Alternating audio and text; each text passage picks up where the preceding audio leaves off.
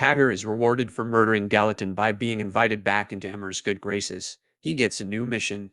His target is Francesca. It won't be easy to go after her. What about Fringilla? At this point, Emmer believes Fringilla is dead, so it will be up to Cagger to accomplish this mission alone. Yennefer takes her stand in front of the Brotherhood, proposing a conclave that will create a strong united front among the northern kingdoms against Nilfgaard. No more division, no more secrets, only trust and unity.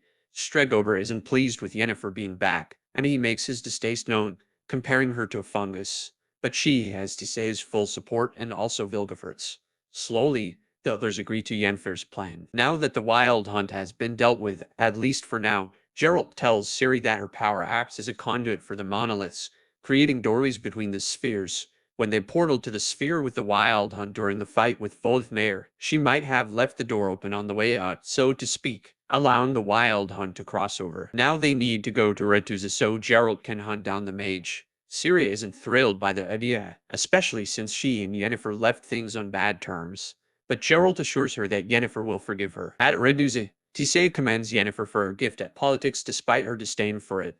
They're interrupted by Triss. She tells them she found blood in one of the novices' bedrooms. Worse, she meets with Istrid, tells her his own theory about the missing Book of Monoliths and the possibility someone is hurting the novices, any of the ones with elven blood, and potentially planning to banish them forever. Elsewhere, Geralt and Ciri meet up with Jaskier, and they prepare to take a ferry from Gorsvelen to Retuze. In exchange for payment, Geralt offers to kill a monster that's been interfering with the ferryman's passage.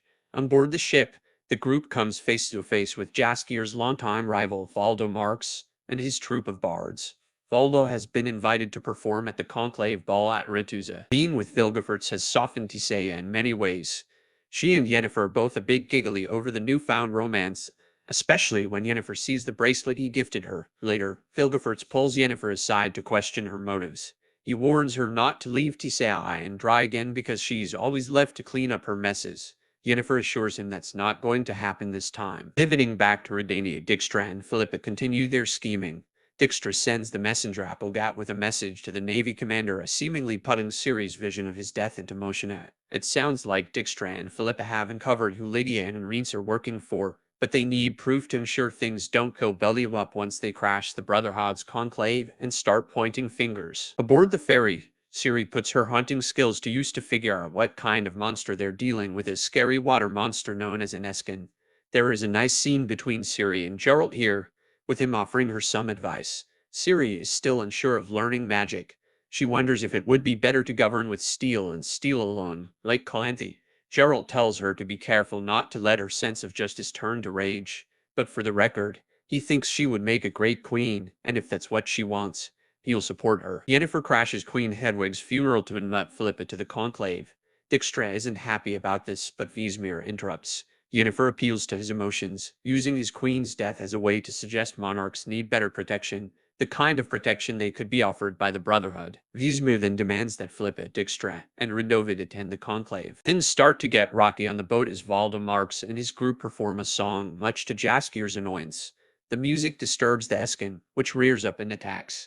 Geralt and Ciri work together to kill the monster, with Ciri delivering the finishing blow. After, Geralt tells Ciri he's proud of her. When Yennefer tries portaling back to Retuza, she somehow gets sidetracked and ends up in a dangerous illusion where a fake Geralt tries to kill her. It's the same strange magic we've been seeing in the portals all season. She manages to escape and return to Retuza, where Triss and Sabrina rush to her side. Yennefer explains that it was corrupted, and Triss notices that Yennefer returned with traces of stellacite on her from the portal, meaning whoever made it could have a link to the monoliths and the missing book. Ciri is still unsure about going to Retuza full-time. What will Geralt do while she's gone? She tells Geralt it's not too late for them to turn back, go off the grid, and live out their days hunting monsters.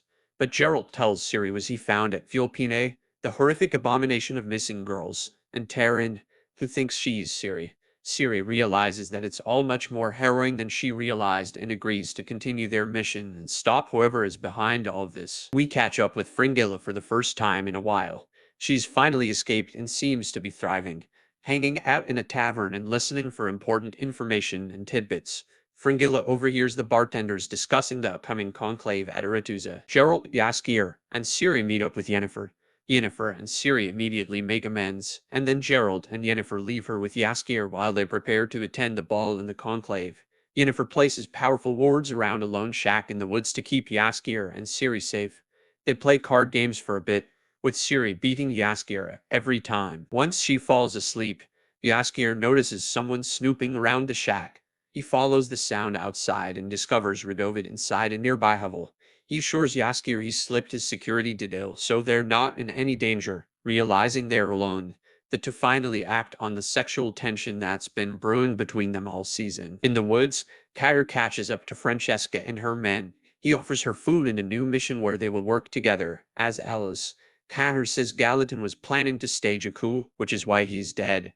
Now is the chance for her to team up with him under the White Flame. And just like I suspected, Applegat is shot and killed on his way to deliver Dijkstra's message, just like Ciri's vision foretold. After the brush with the corrupted portal, Chris returns to Istrid. Meanwhile, Geralt and Yennefer discuss the portal and the illusion. They also deduce that Stregober must behind all this, as he uses illusions and he eats elves. Is Stregober really the mage behind everything? Geralt wants to go kill him, but Yennefer asks him to wait and let things play out at the conclave. He'll go to trial, and the other mages will do far worse to Stregober than Geralt even could.